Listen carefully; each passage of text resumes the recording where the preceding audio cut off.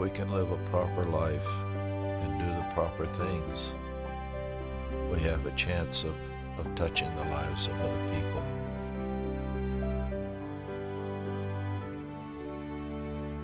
I lived with one parent or the other from the time I was 12. And then finally both of my parents moved away, and so I lived with friends or relatives and survived. You might say that I was a self-made man. Billy started coming to the Silver City area as a little kid, and he would come and spend the summer months with his grandfather out. And while he was here, he began to play golf. And this is where he kind of took up the game at the old Fort Baird golf course. From there, of course, he moved on to far bigger and better things. He grew up here in Chula Vista, and one of his first jobs was caddying at San Diego Country Club. He'd caddy, and then they'd go out and putt on the 14th green at night.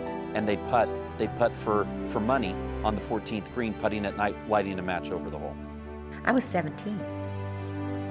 And, well, he was handsome, and he was a lot of fun. And he was a baseball star, and he was a golf star. I don't think it ever entered his mind that he wasn't going to be successful. I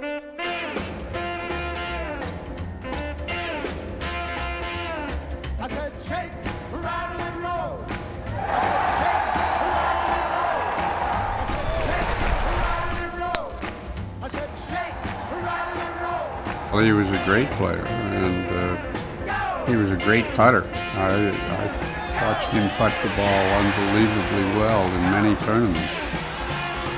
Whenever I looked at the leaderboard, I was looking for Palmer, Player, and maybe I was even looking for Casper almost first, because he was always there. Casper was a great player, a man under pressure. You want somebody to get it up and down for you, I'm going to tell you, Billy Casper would get it up and down.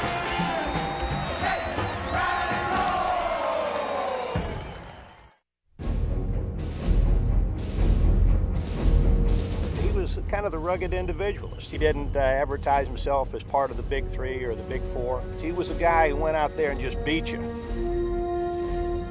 Young golfers who look at the records and say, wait a minute, who was this guy in the 1960s who won more tournaments during that decade than Palmer and Player combined, and more tournaments than Jack Nicklaus? If you look at Billy Casper's record and match it against anyone in the game, he will come out on top. Probably, if you thought about the Big Three, should have been the Big Four, because the same time that Palmer and Nicklaus and Player were there, Billy was right there and he was beating them. He got his fair share of the wins, especially the one Olympic. And as you see, Arnie's Army is happy. With a 32 on the front nine, he is leading Billy Casper by 7 strokes. You see the margin. At that point in my career, I was playing some of the finest golf I ever played in my life. And after the first 9 holes, felt reasonably comfortable. Now, Billy Casper will putt first. Attempting a birdie, it's conceivable we could have a swing of 2 shots here. Delicate putting stroke of Bill Casper, and he has it.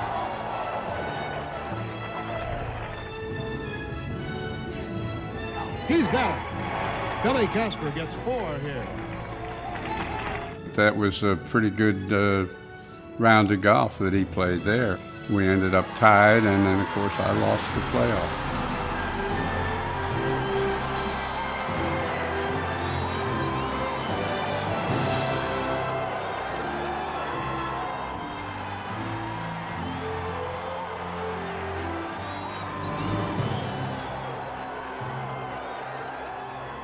Know when he came home, or if we were out on tour with him, if he won, it almost didn't have any relevancy.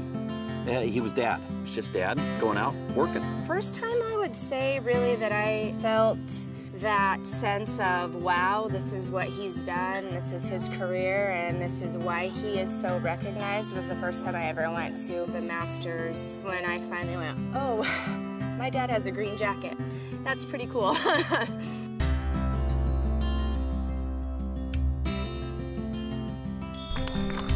It was really interesting to be paired with Billy for the playoff. You know, we'd played a lot of golf together as juniors. I didn't play very well in the playoff round, and he did. So so he deserved to win it. A sports writer came up to me after we finished and he said, "Do you realize that Casper had 27 fewer putts than you did this week?" And I said, "No, that doesn't make me feel any better." He had the greatest playing record in Ryder Cup history, still holds that position. He played in 8 consecutive Ryder Cups. That's certainly a record. He's the point leader. He still covers that. So it was a great thrill for me as my first year as an officer to attend the Ryder Cup that Billy was captain. He, of course, was thrilled to be inducted into the PGA Hall of Fame, but the one thing that was paramount to me was the fact that at the induction ceremony, he presented to me the 8 medals that he had from the Ryder Cup to put in the Hall of Fame. So that was very special. He was always aware of, not only in his own little world, but he was aware of the big world as well. Billy became an ambassador of goodwill to Morocco when the king called him. The king called him and said, "How about coming over and playing golf with me?" So he did. And that year alone, I think he went over there 6 times, brought people with him. They had a big party in the end, and they've had a pro-am ever since. You know, that's a goodwill ambassador for our country. You know, when he came home, you know, we'd go fishing, out in the ocean, we'd do all kinds of fun stuff. He was Dad. He had singleness of purpose in terms of the family. We have 11 children, we have 38 grandchildren, and we have 11 great-grandchildren. He's a husband and a father, and a good one. Growing up was just any other normal family situation that, well, any other normal 11 children, professional golfer, family situation. You know, he had environmental allergies. He went to a doctor and the doctor put him on a strict diet. One of the things that he had to rotate was protein, and he likes to eat meat. It wasn't only buffalo, let me tell you. Buffalo Billy stuck, but it wasn't only buffalo. I mean, we ate buffalo, we ate elk, we ate venison, we ate hippo, we ate rhino, we ate elephant. You name it, we ate it. It was pretty wild.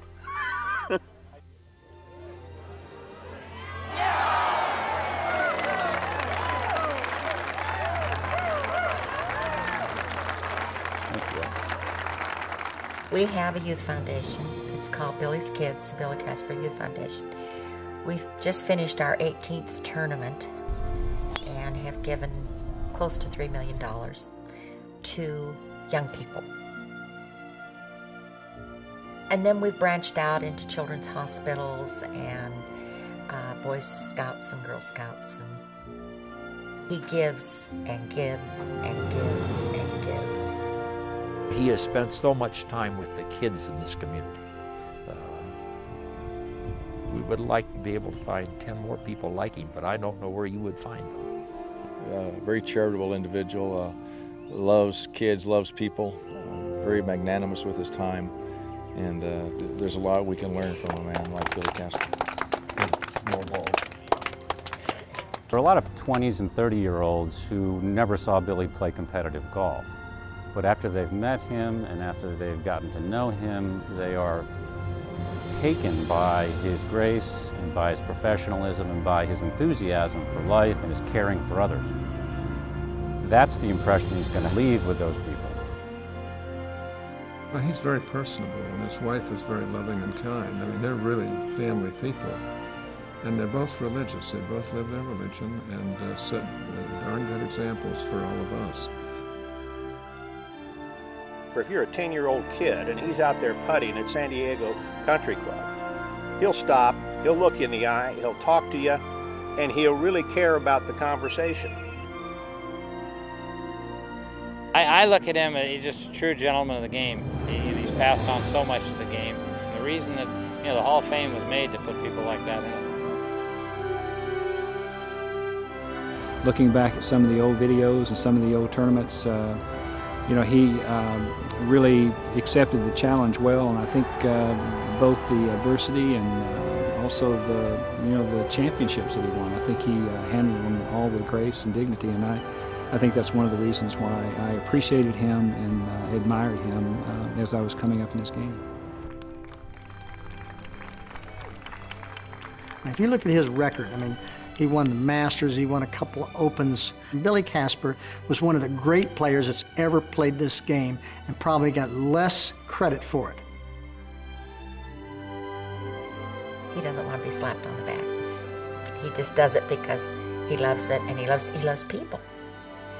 He really and truly loves people. It's been a great gift, and I don't know how I could have had any better life than I had.